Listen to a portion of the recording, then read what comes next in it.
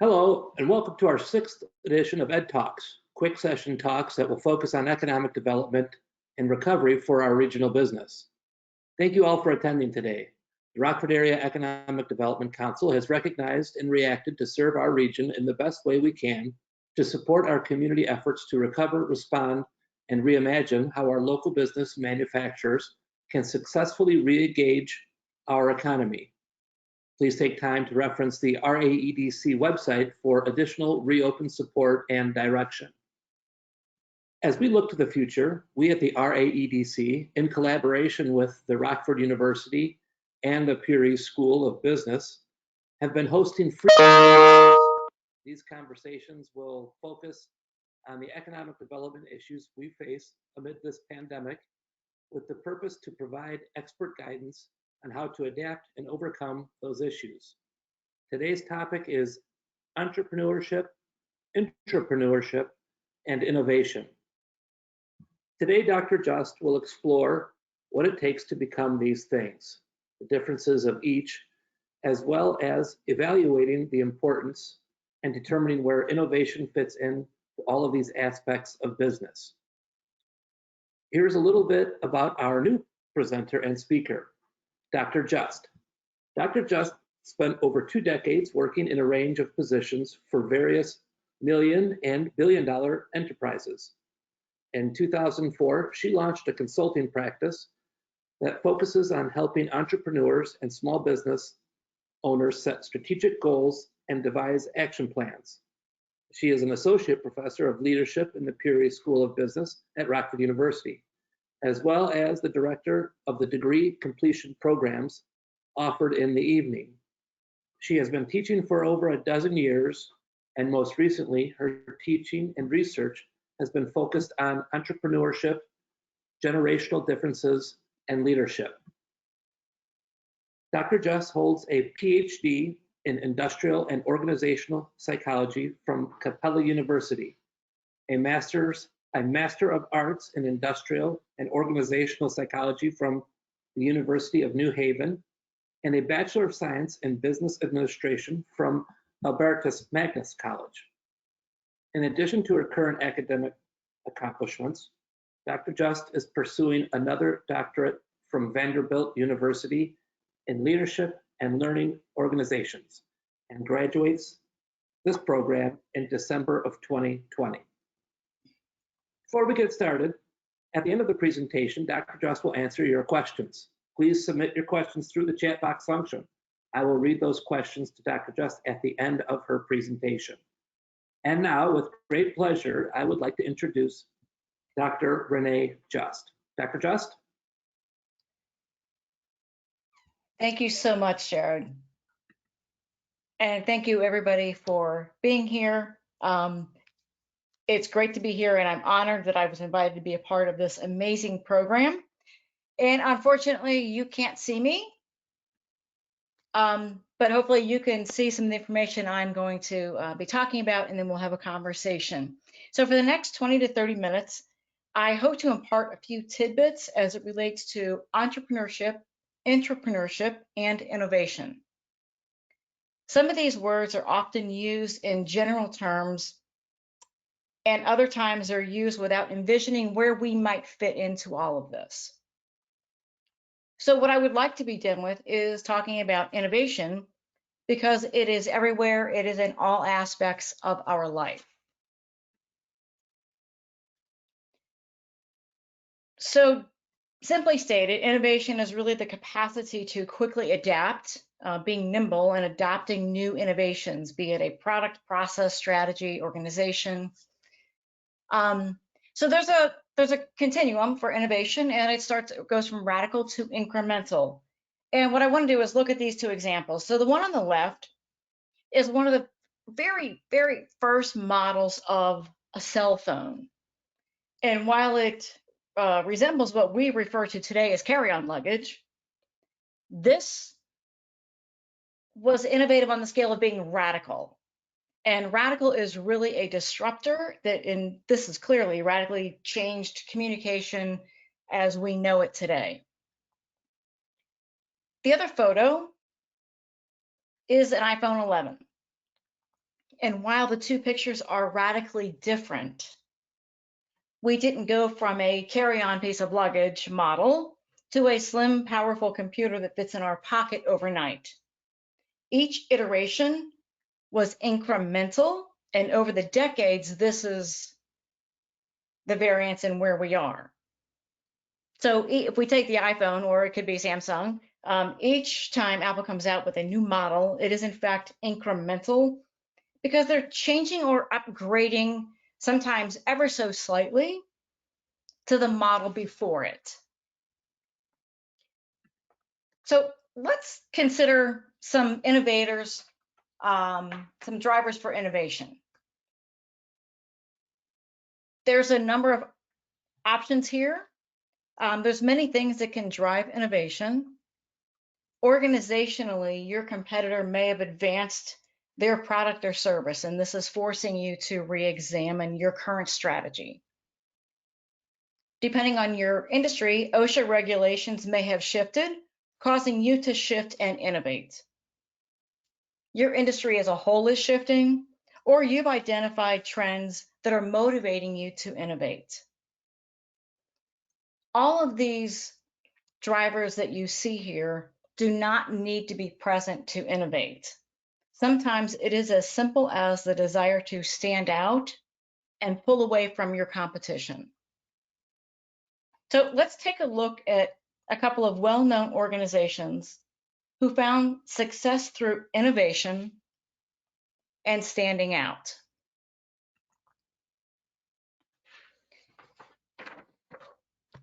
We know all of these corporations as big business right now, today. Indeed, they were entrepreneurial ventures. Spotify uses their music streaming product. It has known to surpass their competition in the field for their fast speed and the responsiveness. So what they're doing is to stand apart. They've created a user experience. Adding to the user experience is Apple.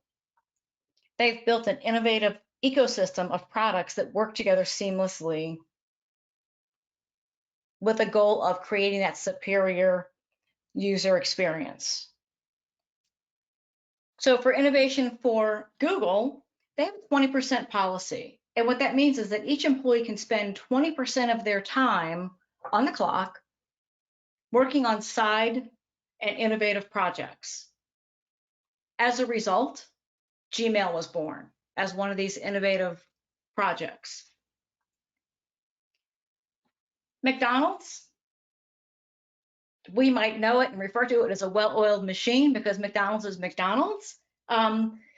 Years ago, the franchisees were actually challenged to develop and launch their own food item. As a result of this challenge and innovation, we have the Egg McMuffin. And Amazon, started by a couple of young guys for their prime in an effort to innovate service.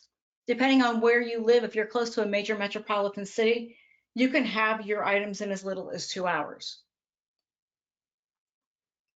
And Patagonia, for their way to stand out, they drove customer loyalty through their innovation as one of the early adopters to environmental causes.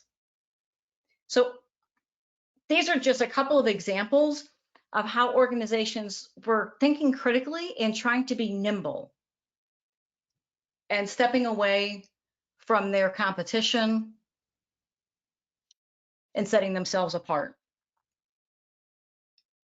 So we've looked a little bit about innovation. Let's dive into entrepreneurship. So entrepreneurship is a word that's most often associated with startups, and I'm excited and relieved to tell you that it means so much more.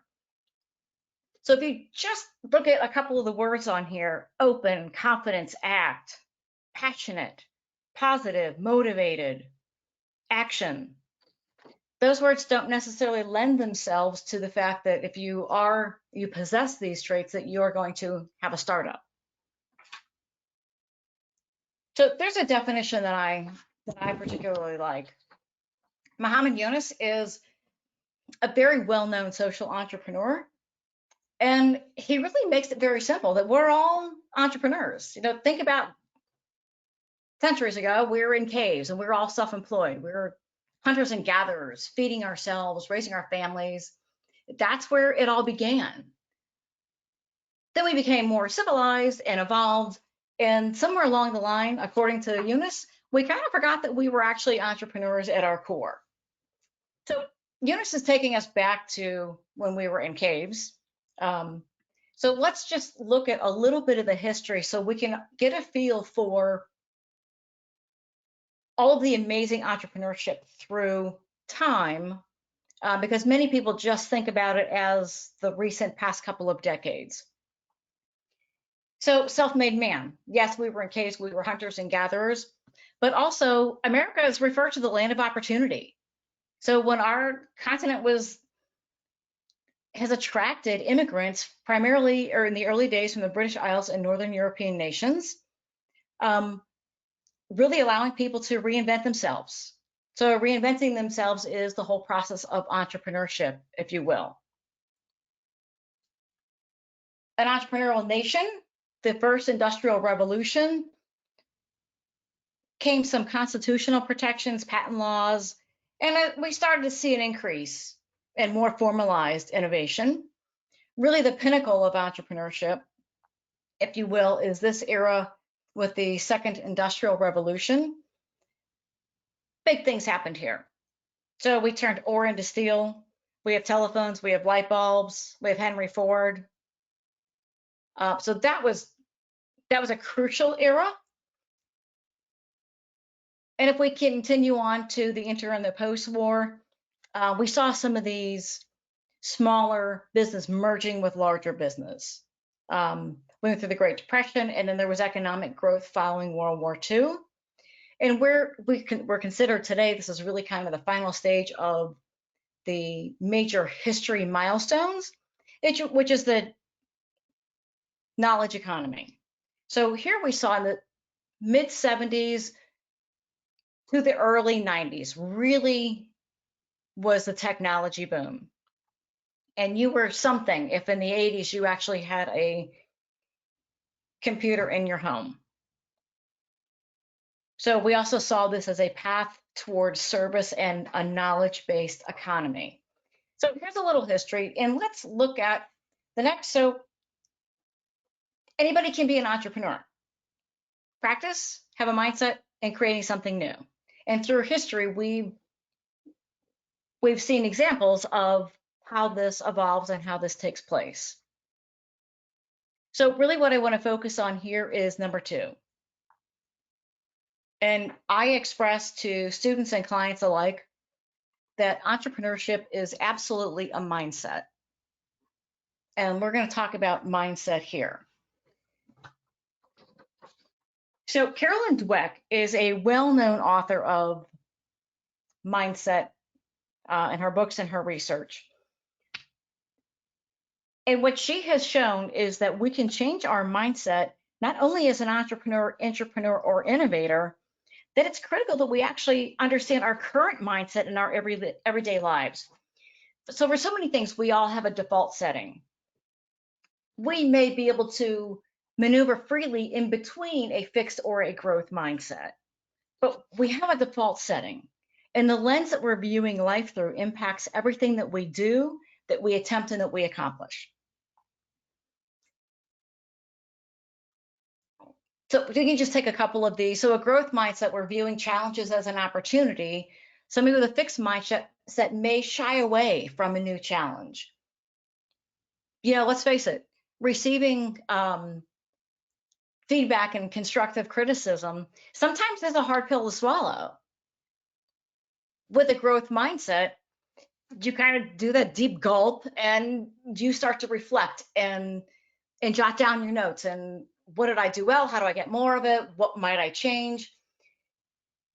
A fixed mindset would be a sign that somebody is really struggling or having a hard time receiving that feedback and puts the wall up, and it's not about them. So we all have the ability to, this is really something for you to reflect on,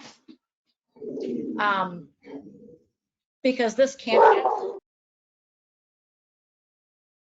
and as much as I'm going to talk about different types of entrepreneurs, rest assured that the foundation is a mindset that allows you to be. It allows you to be the entrepreneur of you and your life. And it sets you up to manage and lead a team, a department, a division, and a company. And it's really about the lens that you view your environment through.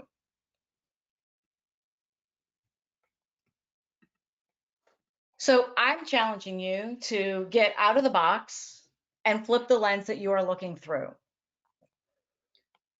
When we approach the process of entrepreneurship as a shift in our mindset, it can be as simple as driving home from work a different way today. Or this weekend, get out on your bicycle or go for a walk. When we're on our bicycles or we're walking, we see so much more than we do when we're driving through the neighborhood in a car. And why is that? Because our car is the proverbial box. So entrepreneurship is all about getting out of the box, flipping how we're approaching situations, and how we make our decisions. So simply, it is a mindset. So a few types of entrepreneurs, then words that you might hear. One is an intrapreneur, which we will get to in just a second. You can be an entrepreneur through buying a franchise, buying a small business, being a social entrepreneur, family enterprising. So some of these, the franchise, some will argue that it really provides the best of both worlds because you're buying into a proven business model, a brand recognition, and you're benefiting from bulk purchasing and you receive support. Buying a small business is just what it says. You're buying somebody else's business. Social entrepreneurship is a word that you might hear a lot. And so what that is an entrepreneur who really look to solve wicked problems. And a wicked problem is something that there is not one answer to. There's not a simple solution to. An example of that would be world hunger. And where family enterprising differs from buying a small business is that this is generations of a family running an organization. I might be a third or fourth generation. So they're all running it, making decisions, and essentially leaving a legacy. Serial entrepreneurs are really your idea people. They want to start and launch multiple ventures, generally sell them. They tend not to be the person who's going to be a part of the hands-on day-to-day operations. And I have once had a student who would come into my office and in about 30 seconds rattle off 20 or 30 different ideas for a business. It's amazing to see it in action, but he, by his own admission, is not somebody who wants to actually spend day to day in running that business. So here are some truths. There's a lot of myths about entrepreneurship. It's not at all reserved for a startup.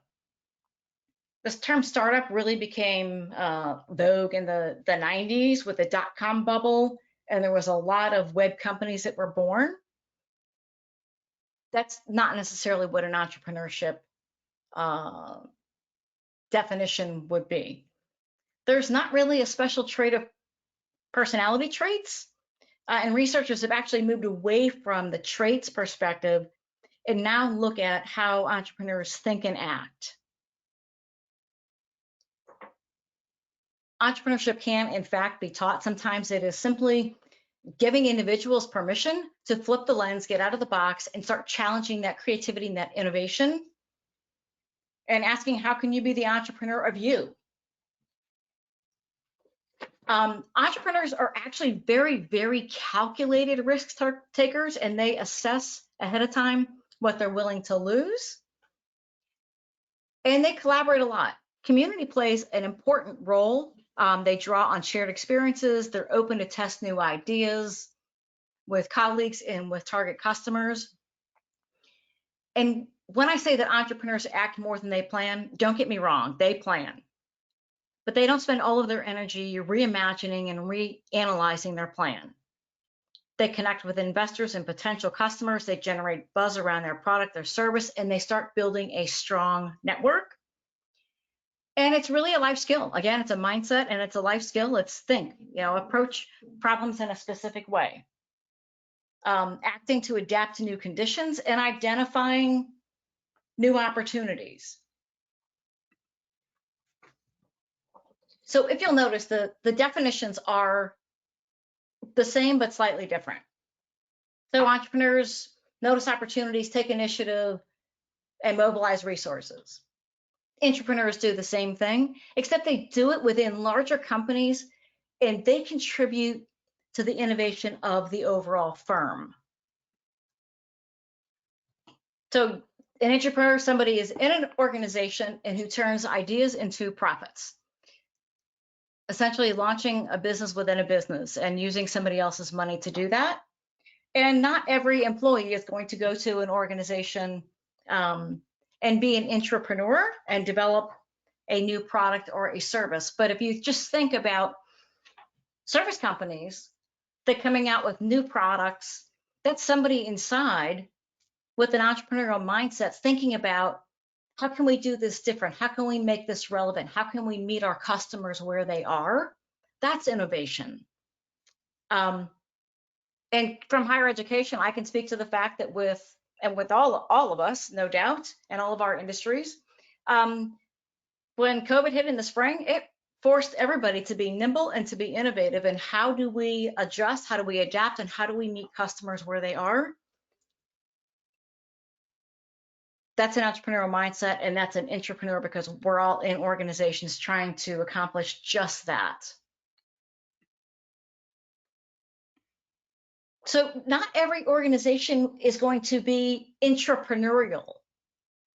The key here is that it has to be a learning organization. The organization has to be up for challenges and innovation and cutting edge and moving forward and understanding streamline, bigger, better, faster, efficiency. When organizations do this, they really want to form a product champion, which is people who are going to take ownership of a product from concept to market. They want to form new venture divisions that allows the division to really act as its own company. And they're going to reward for the innovation. And organizations do it differently. Some keep the patents, some give a percentage of the patents to you, some give a bonus. It all depends. But they're encouraging this, which leads to, what does it take? It takes an organization that nurtures and fosters new idea. It takes an organization to truly allow for the trial and error and for ventures to fail. Nothing is a sure bet when you're coming up with a new idea. So this organization is going to understand that some are going to fail, but they're looking at the long-term horizon. They're looking at those that are going to be wildly successful and have a positive impact long-term in the organization. It's an organization that provides resources, and it might not only be financial resources, but what kind of partnerships, what kind of vendors, what other resources are available. The organization's also committed from the top down, really provides autonomy. If they're working on a venture team, that this team has some autonomy. But first and foremost, what they do is they identify their talented people with entrepreneurial attitudes. And this can start in the hiring process, that they're really looking for this entrepreneurial mindset in their organization. So what is the buzz? It's entrepreneurship can be learned. It's a mindset. It's how we're looking at life. It's how we're solving problems. It's how we're making decisions. It's how we take each step. Anybody who practices it and anybody who truly reflects and looks at the whole growth mindset, the fixed mindset, getting out of the box, challenging yourself or challenging your colleagues or your employees of why not or why, and not following the 100-year rule that we do it this way because we've always done it isn't the most efficient way. And anybody can create an impact by asking these decisions. I always challenge my students that when you leave your house or your dorm in the morning, walk through your day with the lens of what would make my day better or easier? What would make my day more efficient? What about this process that I'm doing can I make better? Can I adjust or adapt? And it's a practice. It really is. When you get into that mindset and you start asking yourself these questions, it's a practice that you do, and then all of a sudden you don't realize that you're doing it. And through that, anybody can have an impact. And again, it is truly all about the mindset and the lens that we are each looking through. With that, I want to say thank you very much. And beyond today, if there are any questions, please feel free to contact me. My email is right here. Thank you, Dr. Just. What a wonderful presentation. We do have questions that have been submitted, so we'll take this time to ask you those questions. So we will look at the first question. What happens when an entrepreneur has a great idea and jumps into the process of launching their business without a business plan? That's a great, thank you, Jared. That's a great question. And so this happens some of the time. And if we look at the research, a staggering number of entrepreneurs fail the first time out. And there's a reason for that. It's because they haven't planned. It's because, you know, just think about when you're, I don't know, getting a new pair of shoes or buying a car, you're doing something and you're really excited about it, or you have an idea and or you want to make a change and people are trying to give you feedback and ask you questions, but you're focused because this is really exciting to you. Well, this is what entrepreneurs do too. They're so excited and jazzed about their idea that they just go full steam ahead. And while they may have a good idea, if they don't plan and they just jump right in, they will have missed a lot of steps and they will not have had the opportunity to set themselves up for success the first time out of the gate. Okay. A next question. How often does a business plan need to be updated and how long do you use it for? Thank you. This is so there's controversy back and forth in the industry about this, and a business plan is really a living, breathing document. It's not something that you write and you go to the bank and you get funding and then you go back to your office and you stick it up on the shelf and you dust it off once a month. It's really a guide for you. It's the roadmap, if you will. I mean, you have taken tremendous time and effort into looking at your competitors, looking at your internal strengths and weaknesses and your external opportunities and threats. You figured out what makes you different and unique. And it's so easy that when you just jump right into the day-to-day operations that you forget about all those little details that you have written. So a business plan is something to be referred to. It's really a model to follow. When your industry or things happen that there are changes, if your business takes off very unexpectedly and you're having wild success, then you would go back and you would make the adjustment to your plan. You don't just say, oh, well, we're 10 months ahead of plan, so we're just going to put this on the shelf and forget about it. Ask yourself why you're 10 months ahead of plan and adjust accordingly. Because if you're 10 months ahead of plan, maybe you're doing something right and you want to really capitalize on that and continue that trajectory. Or is it a fluke and you can't really rest on your laurels? And I'd say for especially new entrepreneurs, that that's really your go-to for the first couple of years.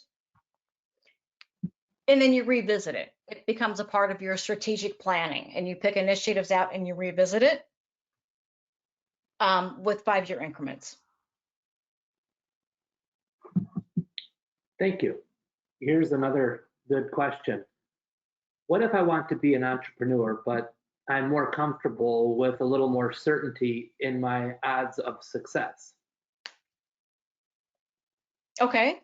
And so that's interesting, because possibly the certainty comes from having not been exposed and not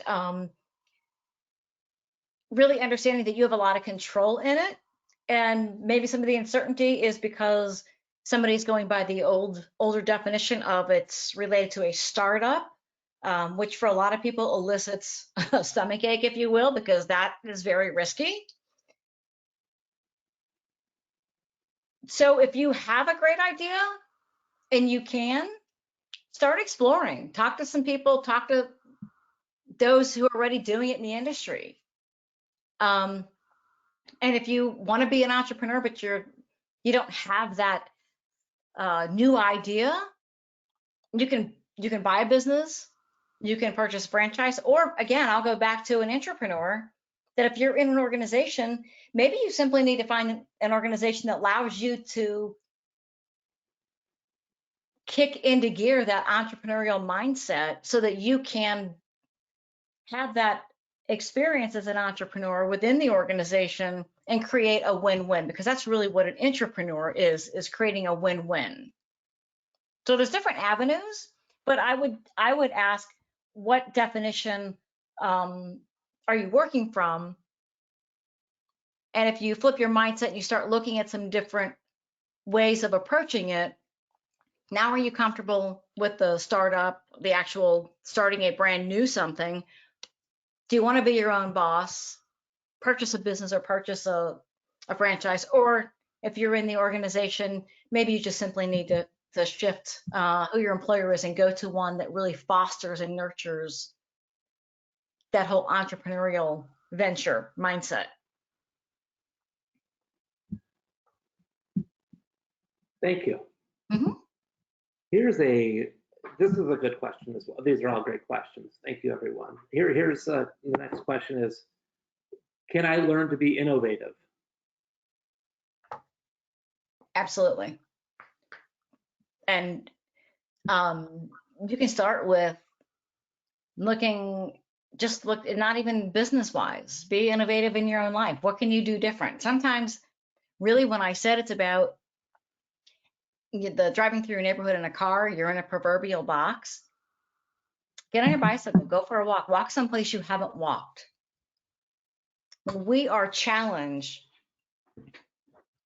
it starts synapses in our brain firing that are kind of dormant. So we go along our everyday life, we go through our routine. Sometimes we don't think about what's next. We do it. And when we do the same thing for long periods of time, some parts of our synapses, they're just kind of like taking a nap. So when you challenge it and you start shaking things up and you do something different, they start firing again. And all of a sudden there's this freshness that comes. And innovate. What can you just look around your own personal environments? What can you change? What would make a difference? Move a piece of furniture. It changes how you look at a room. And it's simple steps like that. And when I said earlier about anybody can do this, it's through practice. And it really is through practice and doing baby steps and things that you may consider. You might think, oh, I moved some furniture in my house and so what? But you walk into a room and you see that room differently. And if it's as simple as moving a piece of furniture in your house and you see a room differently, what other small changes can you make that you would start naturally flipping that lens you're looking through to see your environment differently?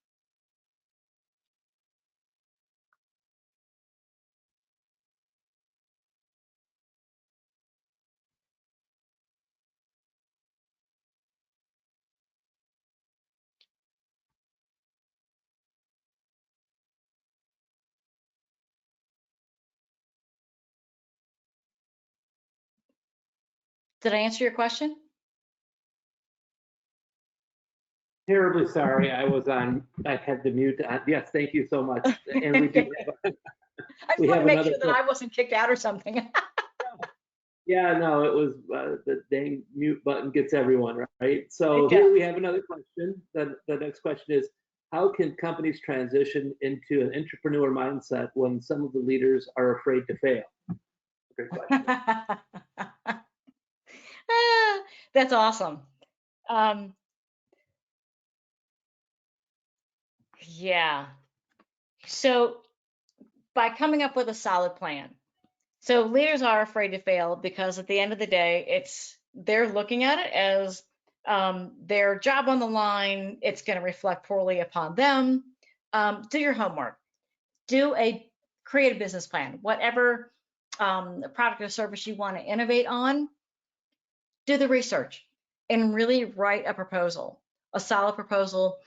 Do a SWOT analysis, which is your internal strengths and weaknesses and the external opportunities and threats. Look at your competition, look at the trends in your industry, build your case, and also create a crude, rough financial. Here's how much it's going to cost us to do this. And in the next 5 years, here's where we could potentially be. It's really going to take, for leaders who are afraid to fail, it's going to take data and industry statistics for them to find any comfort level. They're going to want to see, what are our competitors doing? And how will we pull apart from our competitors? If the cost is incremental, it may be easier, but just having a conversation with an idea, if somebody is fearful, they're immediately going to get defensive and put their hands up and say, we can't do this. So build your case.